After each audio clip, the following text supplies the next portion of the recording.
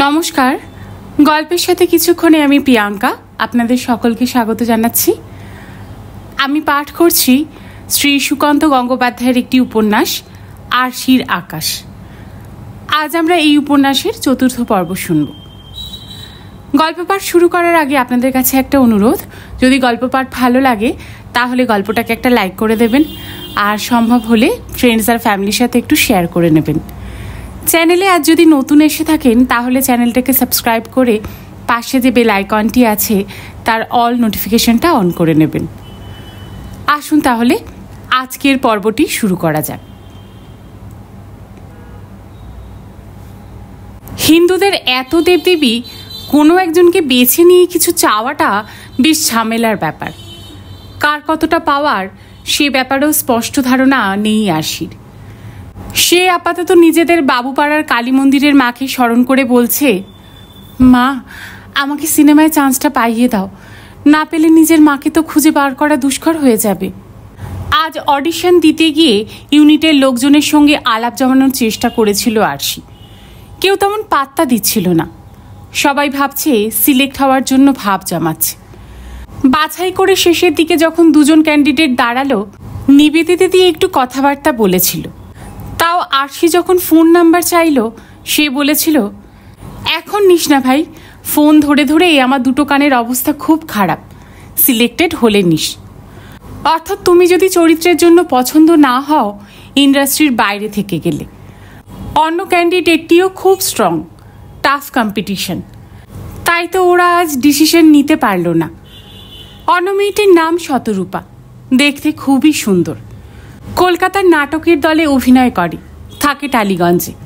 ও বারবার বলছিল, তুমি সিলেক্ট হবে আরশি, দেখে নিও, তুমি আমার চেয়ে অনেক সুন্দর দেখতে। কথা উড়িয়ে দিয়ে আরশি বলেছে, আরে ধুর, আমি তো মেন জায়গাটাতেই উইক, তোমার মতো অভিনয় করতে পারি না। তাছাড়া তুমিও কিছু কম সুন্দরী নও, তোমার মধ্যে একটা স্পন্টেনিয়াস ব্যাপার আছে, খুবই সপ্রতিভ তুমি। এখানকার সবার সঙ্গে কি তাড়াতাড়ি আলাপ করে নিচ্ছ, কোনো জড়তা নেই, টেনশন নেই, একেবারে ফ্রেশ লুক।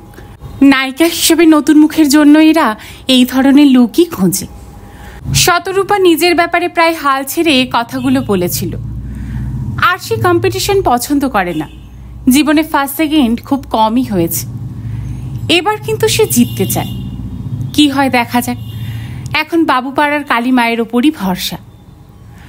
আরশির কেন জানি মনে হচ্ছে মা কালী তাকে অলরেডি ফেভার করে যাচ্ছেন। কলকাতায় আসার জন্য আরশি যখন লাগেজ প্যাক করছিল, কাজের লোক মঙ্গলা মাসি কাগজ মোড়া কি একটা এনে দিয়ে বলল, এটা ব্যাগে ঢুকিয়ে নাও। কি এটা? আরশি জানতে চেয়েছিল। খুলতে যাচ্ছিল মোড়কটা। মঙ্গলা মাসি বলেছিল, খুলে দেখার কিছু নেই, বাবুপাড়ার কালী মায়ের ফুল, রেখে দাও সঙ্গে, পথে আপদ বিপদ হলে উনি রক্ষা করবেন। রাতে এই হোটেলটাতেই থাকতে পারাটা তো বিরাট একটা রক্ষা পাওয়া। তারপরও বেঁচেছে একটুর জন্য। রুমে ঢুকতেই ফোন এলো পূর্বার। বলল, দুবার কল হয়ে গেল, তুললি না। আমি ভাবলাম কি ব্যাপার, এখনই কাকাবাবুকে ফোন করতে যাচ্ছিলাম। রাস্তায় ছিলাম রে, ফোনের আওয়াজ শুনতে পাইনি। বলার পর আরশি জিজ্ঞাসা করেছিল, কাকিমা এখন কেমন আছে রে? এটা জানার জন্যই ফোন করেছিলাম তোকে। পূর্বা বলেছিল, হ্যাঁ মিসড কল দেখেছি, তখন এমন ব্যস্ত ছিলাম মাকে নিয়ে। সিচুয়েশনটা আপাতত আন্ডার কন্ট্রোল, আইসিসিউতে আছে মা। ডাক্তার অবশ্য এখনো বলেনি পেশেন্ট আউট অফ ডেঞ্জার। আরশি জিজ্ঞেস করেছিল, তুই এখন কোথায়, বাড়িতে না হাসপাতালে? বাড়ি ফিরলাম খানিকক্ষণ হলো। ওরা রাতে একজনের বেশি পেশেন্ট পার্টিকে অ্যালাউ করে না, মামা আছে হাসপাতালে। বলার পর পূর্বা জানতে চাইল, তুই উঠলি কোথায়? পিসির বাড়ি, নিজের পিসি নয়, তোর সম্পর্কের, বলেছিল আরশি। পূর্বা জিজ্ঞেস করল, জায়গাটা কোথায়? গোল পার্কের কাছে, বলেছে আরশি। কারণ এর চেয়ে বেশি কলকাতা সে চেনে না। ফের আরশি জানতে চায়, কাকিমাকে কোন হাসপাতালে ভর্তি করা হয়েছে রে? কাউকে সঙ্গে পেলেই একবার দেখতে যাব। হাসপাতালের নাম ঠিকানা বলেছে পূর্বা। নামটা আর মনে নেই, রাস্তাটার নাম মনে আছে, ক্যামাক স্ট্রিট। এরপর বাবাকে ফোনে ধরেছিল আরশি। বাবা বলল, কি ব্যাপার রে, এত তাড়াতাড়ি ফোন করলি? রাতের দিকে করবি বলেছিলি তো। করে নিলাম, পরে দুই বন্ধু গল্প করতে করতে যদি ভুলে যাই, বলেছিল আরশি। বাবা খুব খুশি খুশি গলায় মন্তব্য করলো, মনে হচ্ছে তুই ওখানে পূর্বার সঙ্গে আড্ডা মারতেই গিয়েছিস। মাস কমিউনিকেশনের খোঁজ নেওয়াটা ছুঁতো। মোটেই না, তবে একটা কথা শুনে রাখো, আমি নিয়ম করে সকাল রাত্রির ফোন করতে পারবো না। দুই একবার মিস হয়ে গেলেও যেতে পারে, একদম টেনশন করবে না। আর কখনো যদি আমাকে ফোনে না পাও, পূর্বাদের কল করতে যাবে না। ওদের সামনে আমি ভীষণ এম্বারেসড ফিল করব। একটু ধৈর্য ধরবে, আমি ঠিক ফোন করব তোমাকে। বাবার ফোন আসাটা কমাতে চেয়ে কথাটা বলেছিল আরশি, যত ফোন আসবে তত মিথ্যে বলতে হবে। কন্ডিশন মেনে নিয়েছে বাবা। বাবা আর পূর্বার মধ্যে একবার কথা হয়ে গেলেই আরশির অভিযান বন্ধ। বাবার সঙ্গে কথা শেষ হতেই রুমে চা স্ন্যাক্স নিয়ে ঢুকেছিল সার্ভিস বয়। চা খেয়ে বাথরুম থেকে ফ্রেশ হয়ে এসে মোবাইলে ফেসবুক খুলল। ওকে অনলাইন দেখে ধেয়ে এলো বন্ধুদের চ্যাট। শুধু লহমারি চ্যাটের উত্তর দিল আরশি। লহমা লিখেছে, কেমন হলো অডিশন? আরশি লিখল, ভালোই, তবে রেজাল্ট এখনো জানায়নি। দুজনকে বেছে রেখেছে, যার মধ্যে একজন আমি। কাল ফাইনাল ডিসিশন জানাবে। কিন্তু তোর দীপনদাকে দেখলাম না তো। ছিল, পরিচয় দেয়নি তোকে। নিজের লোক পেয়ে যদি লুজ দিস কম্পিটিশনে, যদি মনে করিস ভেতরে লোক আছে আমার হয়ে যাবে। এখানে এসে কিছুক্ষণ থেমেছিল রহমা, ফের টাইপ শুরু করে।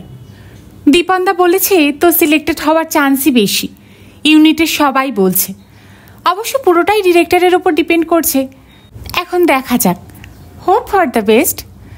আরশি লিখল, ঠাকুরকে ডাক যেন হয়ে যায়।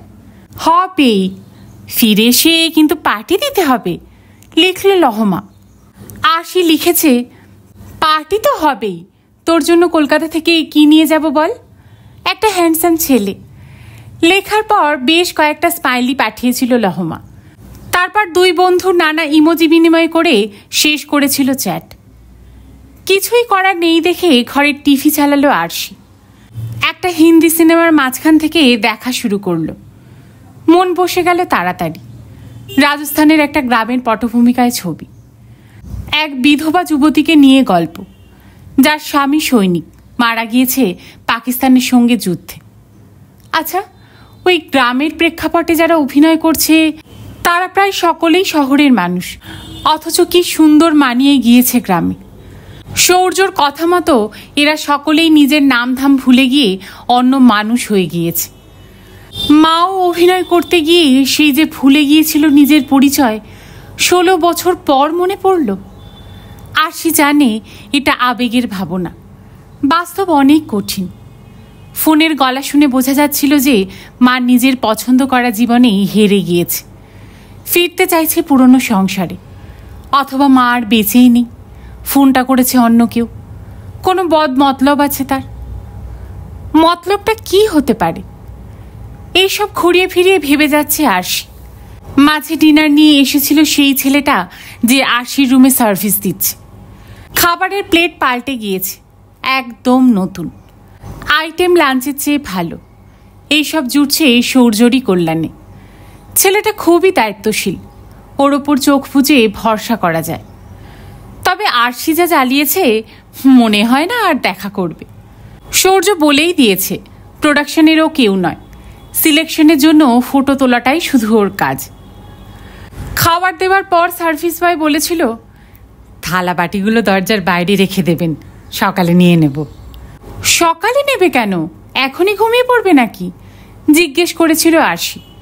ছেলেটা বলল, না, বাড়ি যাব, কাছেই বাড়ি, আবার সকালে চলে আসব। প্রমোদ গুনেছিল আরশি। জিজ্ঞেস করেছিল, অন্য সার্ভিস বয়রা নিশ্চয়ই থাকবে। কেউ থাকবে না ম্যাডাম, সবার বাড়ি আশেপাশে, বলেছিল ছেলেটা। আরশি বলে, সে কি, রাতে যদি কিছু দরকার পড়ে কাকে ডাকবো? ছেলেটা বলল, ম্যানেজার দা আছে, নিচের ঘরেই থাকবে, কোনো দরকার পড়লে এই রুমের বেল টিপবেন। আরশি জানতে চায়, ম্যানেজার দাটা আবার কি? ওই যে যিনি কাউন্টারে ছিলেন, উনিই হোটেলের ম্যানেজার। বলার পর চলে যাচ্ছিল সার্ভিস বয়। আরশি ডেকে জিজ্ঞাসা করেছিল, শোনো না ভাই, হোটেলে কটা রুমে বোর্ডার আছে? আপনাকে নিয়ে 2টো রুম, বাকি সবই খালি। বুকটাই খালি হয়ে গিয়েছিল। আরশি চলে গিয়েছিল সার্ভিস বয়। তবু ভালো, কলকাতার রাস্তায় অনেক রাত অবধি গাড়ি ঘোড়া চলে। আওয়াজগুলোই মনে জোর দিচ্ছিল। খাওয়া দাওয়া সেরে রাস্তার দিকে জানালা বন্ধ করে শুতে এলো আরশি। ঠান্ডা হাওয়া আসছিল জানালা দিয়ে, কিন্তু ঘুম এলো না। হোটেল তো নিস্তব্ধই। যত রাত বাড়ল বাইরের গাড়ির আওয়াজ আর আসছিল না। অজানা অচেনা জায়গায় এত রাতে একা কোনো দিন থাকেনি আরশি। বুকটা ধকধক করে যাচ্ছে। অনেকক্ষণ হলো চাদর মুড়ি দিয়ে ঘুমানোর চেষ্টা চালাচ্ছে আরশি, কিন্তু ঘুম আসছে না কিছুতেই। এই পরিবেশের কারণেই হয়তো মাথায় একটা নেগেটিভ চিন্তা ঘুরপাক খাচ্ছে। মা হয়তো বেঁচে নেই, হয় সুইসাইড করেছে, নয়তো খুন করেছে কেউ। সিনেমার জগতে এই রকম ঘটনার কথা প্রায়ই শোনা যায়। ভুলভাল চিন্তার চাপে দম বন্ধ অবস্থা আরশি। উঠে বসে বিছানায়। টিভিটা একবার চালাবে কি, তাতে যদি একা ভাবটা খানিকটা কাটে। বিছানায় রিমোটটা খুঁজতে থাকে, পায় না। কোথায় যে রাখলো। বন্ধ দরজার বাইরেই কিসের যেন আওয়াজ, পায়ের আওয়াজ মনে হচ্ছে। কে দরজার সামনে ঘুরঘুর করছে এত রাতে? অন্য যে রুমে বোর্ডার আছে তাদের কি কেউ? এখনই টোকা মারবে দরজায়। বুকটা ছ্যাদ করে উঠে আসি। না, ভয় পেলে চলবে না। ঘরের চারপাশে একবার চোখ বুলিয়ে লাঠি জাতীয় কিছু খোঁজে। না, সেই রকম কিচ্ছু নেই। গ্রাউন্ড ফ্লোরের ঘরে আদৌ ম্যানেজার আছে তো, নাকি সেও চলে গিয়েছে নিজের বাড়িতে শুতে? সার্ভিস বয় হয়তো মিথ্যে সান্ত্বনা দিয়ে গেল। ম্যানেজার না থাকলে অন্য ঘরের বোর্ডাররা যা ইচ্ছে তাই করতে পারে। দরজা ভেঙে যদি ঢুকে পড়ে, তারপর আরশি শুধুই খবরের কাগজের খবর। কোমর থেকে শরীরের নিচটা কেমন যেন অবশ অবশ লাগছে আরশি। কিন্তু এভাবে বসে থাকলেও তো চলবে না, নিজেকে বাঁচানোর ব্যবস্থা করতে হবে। বিছানা থেকে নেমে পা টিপে টিপে জানালার কাছে যায় আরশি। ছিটকিনি খোলে জানালার। আওয়াজটা বড্ড জোরে হলো। কোনো শব্দ করা চলবে না। দরজার বাইরের লোকটা হয়তো ঠাউর করে উঠতে পারছে না কোনটা আরশির রুম। লোকটা করে ফেললে এতক্ষণে দরজায় টোকা পড়ে যেত। জানালা খুলেও কোনো লাভ হলো না। রাস্তার আলো ঝিমিয়ে পড়েছে কুয়াশায়। নিচ থেকে কুকুরের ডাক ভেসে এলো। ডাক নয়, কান্না, এক টানা। জানালা থেকে সরে আসে আরশি। ঘরের বাইরের আওয়াজটা এখন আর নেই। এগিয়ে গিয়ে বন্ধ দরজায় কান রাখে। রুমের মধ্যে ডেকে ওঠে টিকটিকি। আরশির গায়ে কাঁটা দিয়ে ওঠে। দরজার ওপারের আওয়াজটা আবার শোনা যাচ্ছে। পায়চারি করছে কেউ। পায়ের শব্দ দূরে গিয়ে ফিরে আসছে আবার। ভারী পা নয়, কোনো মহিলার পদচারণী বলে মনে হচ্ছে। চটি আছে মহিলার পায়ে। রাস্তায় পড়ে থাকা শুকনো পাতার হাওয়া লেগে সরে যাওয়ার মতো শব্দ আসছে। মহিলা বোধহয় দূরে চলে গেলেন। সন্তর্পণে ছিটকিনি নামিয়ে দরজার পাল্লা সামান্য ফাঁক করে আসে। অন্তরাত্মা পর্যন্ত কেঁপে ওঠে। গলায় ফাঁস টানা সাদা ওড়না সমেত করিডোরে হেঁটে যাচ্ছে একটি মেয়ে। পিছনটা দেখতে পাচ্ছে আরশি। ফাঁস ছাড়া বাকি ওড়নাটা লুটোচ্ছে মাটিতে। কে মেয়েটা? এই হোটেলে সুইসাইড করেছিল যে? সারাদিন ঘরে আটকে থেকে ঘুরতে বেরিয়েছে রাতে। পাল্লা বন্ধ করে ফ্লোরে বসে পড়েছে আরশি। সারা শরীর কাঁপছে থরথর করে। কি ভীষণ শীত করছে। মাও হয়তো কোনো হোটেলের রুমে সুইসাইড করেছিল, অথবা মেরে ঝুলিয়ে দেওয়া হয়েছিল। রিংটোনটা দারুণ। অনুষ্কা শঙ্করের সেতার, রাগ পিলু। পাতলা ঘুমেই কি যে ভালো লাগছে শুনতে। সূর্য আবার তলিয়ে যাচ্ছে ঘুমে। হঠাৎ খেয়াল হলো, আরে এটা তো আমার রিংটোন। মাঝরাতে আবার কে ফোন করলো? কোনো খারাপ খবর নাকি? বালিশের পাশ থেকে ফোন সেটটা তুলে নিল সূর্য। স্ক্রিনে অচেনা নাম্বার, তবে বিদেশের নয়। আজকাল নাকি বিদেশের থেকে জালিয়াতি কল আসছে হামেশাই। কল রিসিভ করে সূর্য হ্যালো বলতেই এই প্রান্ত থেকে ভেসে এলো কোনো এক মেয়ের আর্তস্বর। প্লিজ এক্ষুনি আমাকে এই হোটেল থেকে নিয়ে যান, ভীষণ ভয় করছে আমার। কে আপনি? রং নাম্বার ডায়াল করেছেন বলে মনে হচ্ছে। কাকে চাইছেন? পরপর বলে গেল সূর্য। উপরান্ত কান্না ভেজা গলায় বলে উঠল, আপনাকেই চাইছি, প্লিজ বাইকটা নিয়ে আসুন তাড়াতাড়ি। এতক্ষণে গলাটা চিনতে পারল সূর্য। বলল, আশি বলছো তো, প্রবলেমটা কি? ভূত, পাকা হোটেল, বেল টিপছি, কেউ আসছে না। আমি আর এক মুহূর্ত এখানে থাকতে পারবো না, হয়তো মরেই যাব। কুল আরশি, ফাঁকা হোটেল বলেই সব কথা মাথায় আসছে। রুমের দরজা ভালো করে লক করে শুয়ে পড়ো, কাল সকালেই আমি দেখা করছি। দেখা হয়তো হবে না, এই হোটেলে একটা মেয়ে সুইসাইড করেছিল, এখন আমার রুমের বাইরে পায়চারি করছে। সুইসাইডের ভূত আর একজনকে সুইসাইড করতে ডাকে। তোমার মাথাটা পুরোটাই খারাপ হয়ে গিয়েছে, দাঁড়াও আসছি বলে বিছানা থেকে নামলো সূর্য। মনে মনে বলল, মেয়েটা তো জ্বালিয়ে মারল। দেওয়াল ঘড়ির দিকে চোখ যায়, 4:30 বাজে, মাঝরাত নয় তাহলে। বাথরুমের দিকে এগোয় সূর্য। লাস্ট কবে এত ভোরে কলকাতার রাস্তায় বাইক চালিয়েছে মনে পড়ে না সূর্য। তাও আবার শীত বিদায়ী ভোর, এখনো আলো ফোটেনি। ভোর আদৌ কি বলা যায়? বেরোবার আগে মাকে ঘুম থেকে তুলতেই হলো। বাড়ির মেন দরজায় ইন্টারলক সিস্টেম। মায়ের ঘুম না ভাঙিয়েই বেরিয়ে পড়া যেত, কিন্তু খানিক বাদে যদি ঘুম ভাঙত মায়ের, সূর্যকে ঘরে না দেখলে খুব চিন্তা করত। হাত দিয়ে ঠেলে তুলতেই ধর্মর করে উঠে বসতে যাচ্ছিল মা। ঘাবড়ানো গলায় জানতে চাইল, কি রে, কি হয়েছে? তেমন কিছু না, তুমি শুয়ে থাকো, আমি দরজা লাগিয়ে বেরোচ্ছি। চিন্তা করবে তাই জানিয়ে গেলাম। মা বলল, এত রাতে কোথায় যাচ্ছিস? রাত নয়, একটু পরেই ভোর হবে। এক বন্ধুর ফোন এসেছিল, একটু প্রবলেমে পড়েছে বলে মায়ের ঘর থেকে বেরিয়ে যাচ্ছিল সূর্য। উদ্বেগের গলায় মা জানতে চেয়েছিল, কোন বন্ধু, কি প্রবলেম? আমার সব বন্ধুকে তুমি চেনো বলে বাড়ির মেন দরজার দিকে এগোলো সূর্য। গ্যারেজ থেকে বাইক নিয়ে রাস্তায় এসেই মনে হলো জ্যাকেটটা চাপিয়ে নিলে হতো। শুধু টি শার্টে বেশ শীত শীত করছে। পার্ক সেন্টার হোটেলে গিয়ে এখন কি পরিস্থিতিতে পড়বে সূর্য আন্দাজ করতে পারছে না। মেয়েটা কি অজ্ঞান হয়ে পড়ে থাকবে? নিয়ে যেতে হবে হাসপাতালে? ফালতু ঝামেলা ঘাড়ে এসে পড়েছে। এর জন্য সুমিতদাই দায়ী। মেয়েটাকে যখন পছন্দ নয়, না বলে দিলেই পারত। তা না, মেয়েটাকে তার চেনা চেনা লাগছে। চোখের বাইরে চলে গেলে নাকি মনেই পড়বে না কোথায় দেখেছি। প্রবল অস্বস্তিতে ভুগবে। ভুগতে তো হচ্ছে সূর্যকে, সুমিতদার আর কি। সিলেক্টেড নয় জেনে গেলে আরশি হয়তো রাতে ট্রেন ধরে নিত। সেই মতো রিজার্ভেশন করা ছিল নিশ্চয়ই। চান্স পাবেই ধরে নিয়ে কেউ তো আর একেবারে চলে আসে না, ফেরার ব্যবস্থা রাখে। এই মেয়েটা আবার কলকাতায় প্রথম, কোনো আত্মীয় স্বজনও নেই, অথবা আছে, সদ্ভাব নেই। বোঝাই যাচ্ছে ওই হোটেলে আর থাকবে না আরশি। সূর্য ওকে নিয়ে কোথায় যাবে? তার চেয়েও একটা বড় দুশ্চিন্তা মনের কোণে উকি মারছে, মেয়েটাকে গিয়ে যদি অজ্ঞানের থেকেও খারাপ অবস্থায় পাই, বিচ্ছিরিভাবে ফেঁসে যাব। থানা পুলিশ, খবরের কাগজ, টিভি কিছুই বাদ থাকবে না। ঢাকুরিয়া ব্রিজের ওপরে উঠে পড়ল সূর্য। একবার মনে হলো হোটেলটায় যাওয়ার দরকার নেই। গোল পার্ক আইল্যান্ডটা পাক দিয়ে আবার ব্রিজে চলে আসবে, ফিরে যাবে বাড়ি। যে যে বিপদে পড়ার কোনো মানে হয় না। পরক্ষণেই চিন্তা অন্য খাতে বইতে থাকে। মনের চোখে ভেসে ওঠে আরশির অসহায় মুখ। মেয়েটা যেমন দুষ্টু, ততটাই ভীতু। এখনো যেন কিশোরী বয়স পার করেনি। মা বাবাকে ছেড়ে একা এত দূরে এসেছে। নিজের লোক বলতে এই শহরে কেউ নেই। বাবা মাও অদ্ভুত, কোন আক্কেলে একা ছেড়েছে মেয়েটাকে। রীতিমতো সুন্দরী মেয়ে সে। চিন্তাগুলোই পার্ক সেন্টার হোটেলের সামনে এনে ফেলল সূর্যকে।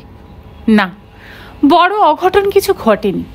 হোটেলের কাচের দরজায় দু হাতের তালু রেখে দাঁড়িয়ে আছে আরশি। দরজার লক খুলে দেওয়ার মতো কাউকে পায়নি।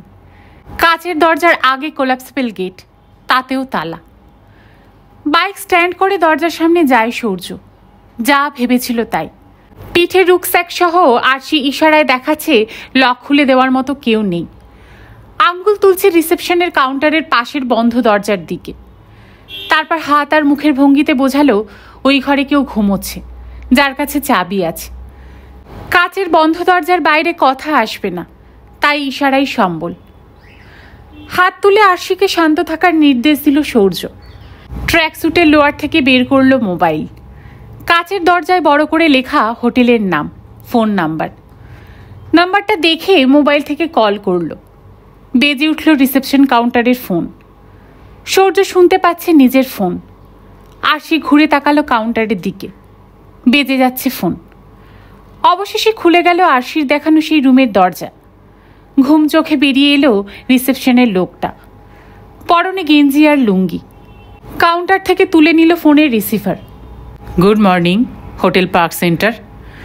কথার ধরন দেখে কল্পনাই করা যাবে না লোকটা লুঙ্গি পরে আছে। সূর্য বলে, ভেরি গুড মর্নিং, গেটটা খুলুন। লোকটা দরজার দিকে তাকায়। অবাক হলেও তাড়াতাড়ি সামলে নেয় নিজেকে। হাতের ইশারায় জানায় আসছে। ফিরে যায় নিজের রুমে। কাচের উপরে নানা অঙ্গভঙ্গি করছে আরশি। মানেটা দাঁড়াচ্ছে এইরকম, আশ্চর্য লোক, আমি কত ডাকলাম কিছুতেই উঠল না। হাতে চাবি নিয়ে ফিরে এলো লোকটা। প্রথমে কাচের দরজার তালাটা খুলল, তারপর কোলাপসেবল গেটের। ভিতরে পা রেখেই মেজাজ দেখানো শুরু করলো সূর্য।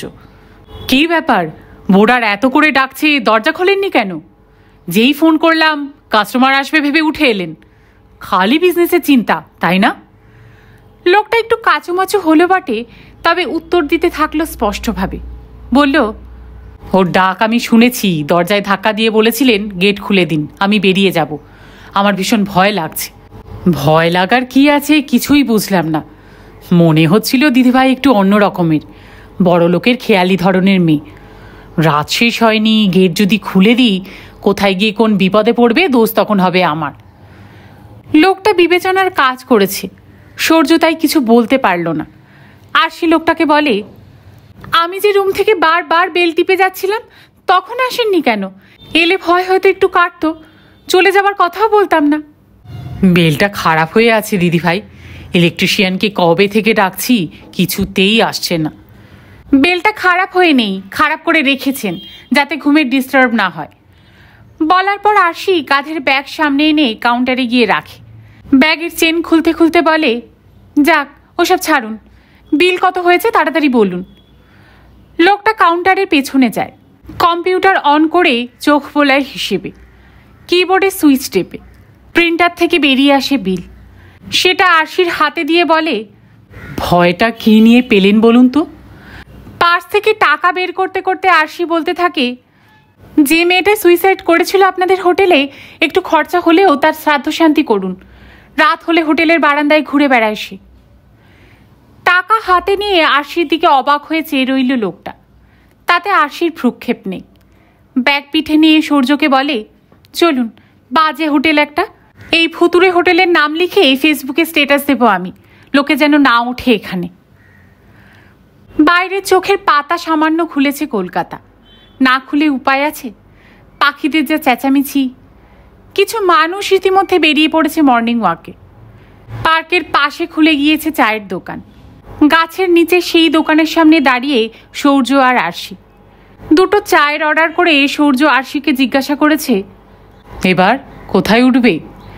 মাথা নিচু করে ভেবে চলেছে আরশি, ডান হাতের বুড়ো আঙুল দাঁতে।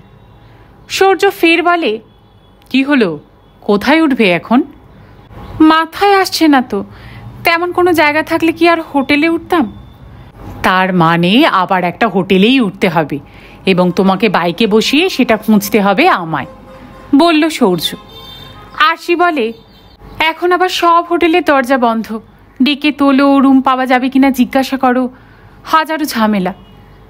লিজিয়ে আপ লোগো কা চায়, বলল দোকানদার। ফের জিজ্ঞেস করলো, বিস্কিট লেঙ্গে? আমার লাগবে না, বলল সূর্য। আরশি বলল, আমারও না। দুজনেই চায়ের ভার নিয়েছে হাতে।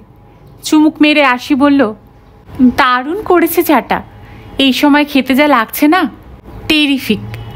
হোটেলের লোকটা ঘুরিয়ে উচিত কথাই বলেছে। মাথায় ছিট আছে মেয়েটার। কোথায় উঠবে ঠিক নেই, চায়ের আমেজ নিচ্ছে।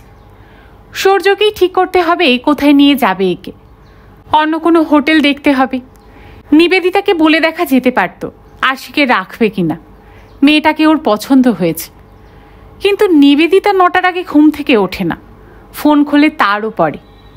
পেইং গেস্ট হিসেবে একটা বাড়িতে থাকে, সেখানে মেয়েটাকে রাখার অনুমতি পাবে কিনা কে জানে।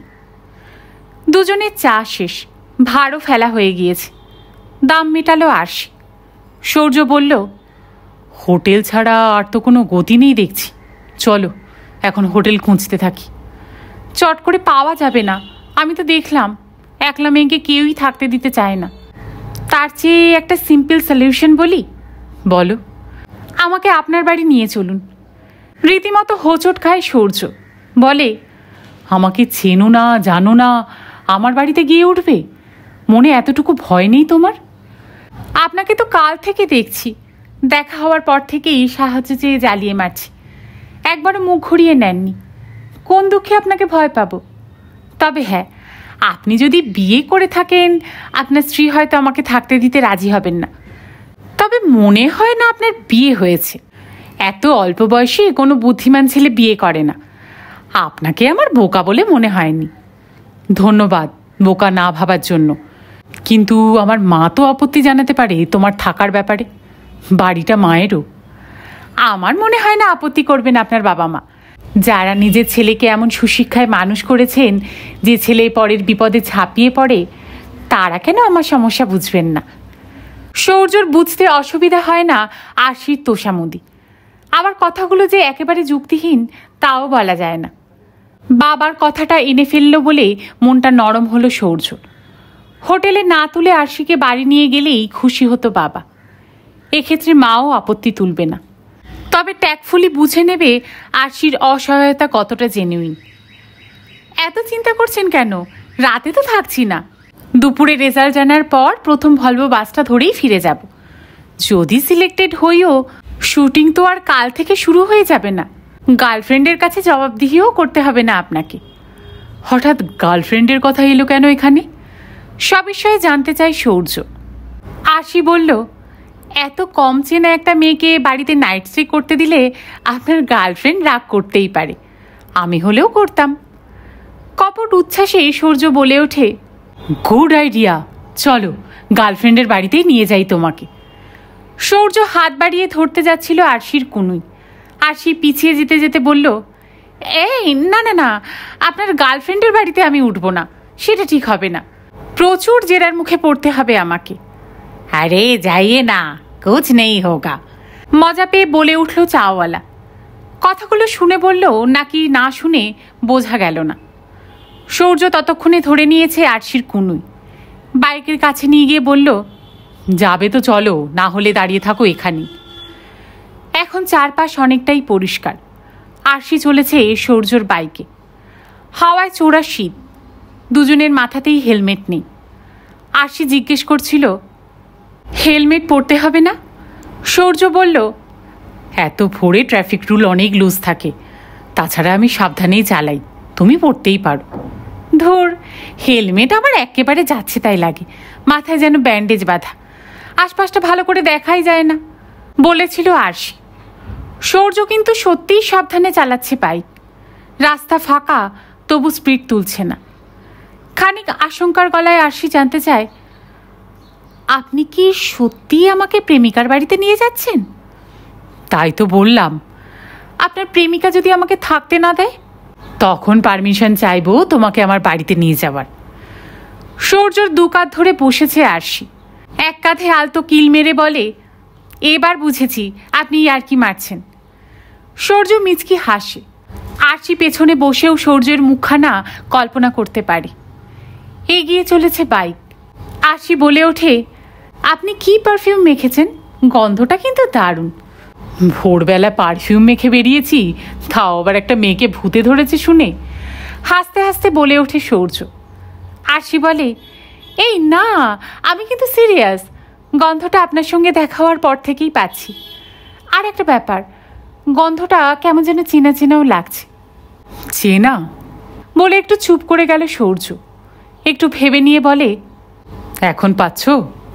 না, এই মুহূর্তে পাচ্ছি না, একটু আগেও পেয়েছিলাম। আসলে গাড়ি চালাচ্ছেন তো, হাওয়ায় উড়ে যাচ্ছে গন্ধ। যখন আমরা চা খাচ্ছিলাম তখন সবচেয়ে বেশি করে পেয়েছিলে, তাই না? হ্যাঁ, আপনি কি করে বুঝলেন? ওটা আমের মুকুলের গন্ধ। চাওয়ালার পেছনের পার্কে একটা আম গাছ ছিল, রাস্তাতেও অনেক আম গাছের পাশ দিয়ে এসেছি আমরা। এখন মুকুল এসেছে গাছগুলোয়। ঠিক বলেছেন তো, তাই এত চেনা লাগছিল গন্ধটা। আমার মামার বাড়ি মালদায়, ছোটবেলায় খুব যেতাম। স্মৃতিগুলো যদিও ঝাপসা, তবে গন্ধটা মনে আছে। আমাদের কলেজের পেছনে দুটো ঝাঁকালো আম গাছ আছে, এই গন্ধটা পেয়েছি। তবে এটা যে আমের মুকুলের গন্ধ তা জানতাম না। সুলেখা স্টপ পেরিয়ে গেল সৌর্য। এরপরই তাদের পাড়ায় ঢোকার রাস্তা, মানে যাদবপুরের সেন্ট্রাল পার্ক। সৌর্যদের পাড়াতেও আছে বেশ কয়েকটা আম গাছ। সৌর্যর ছোটবেলায় আরও ছিল, গন্ধটা তাই ভালো করেই চেনে। বাড়ির গেটে বাইক থেকে নামলো সৌর্য। আরশিকে বলল, নামো, আমাদের বাড়িতেই নিয়ে এলাম। দেখো কপালে কি আছে তোমার। আমি শিওর কপালে কিছু ভালোই লেখা আছে, বাইক থেকে নেমে এসে বলল আরশি। গেট খুলে বাইক ঢোকায় সৌর্য, বাগানে স্ট্যান্ড করে রাখে। গ্যারেজে নিয়ে যাওয়ার দরকার নেই, 10টা নাগাদ তো বেরোতেই হবে। অ্যাপয়েন্টমেন্ট আছে এই রূপরেখা অ্যাড এজেন্সিতে। ডোরবেল বাজায় সৌর্য। দরজা খোলে মা। ভীষণ অবাক হয়েছে আরশিকে দেখে। সৌর্য বলে, এই হলো আমার বন্ধু, বেশি দিনের নয়, সদ্যই আলাপ, এর জন্যই বেরিয়েছিলাম। বাকিটা ওর থেকে শুনো। ঘুম কমপ্লিট হয়নি আমার, আমি শুতে যাচ্ছি, নিজে থেকে না ওঠা অবধি ডেকো না। আরশি এগিয়ে গিয়ে অপর্ণার পায়ে হাত দিয়ে প্রণাম করে বলে, আমার নাম আরশি, জলপাইগুড়িতে বাড়ি, এখানে এসো, বাকিটা ভেতরে বসে শুনব। আরশির কথা কেটে ডেকে নেয় অপর্ণা। মেয়েটাকে ঝড়ে পড়া পাখির মতো লাগে তার। শেষ করলাম সুকান্ত গঙ্গোপাধ্যায়ের একটি উপন্যাস, আরশির আকাশের 4র্থ পর্ব। এই উপন্যাসের 5ম পর্ব নিয়ে আমি আবার চলে আসব আগামীকাল ঠিক দুপুর 3টের সময়। সকলে খুব ভালো থাকবেন। গল্প শোনার জন্য আপনাদের সবাইকে অসংখ্য ধন্যবাদ।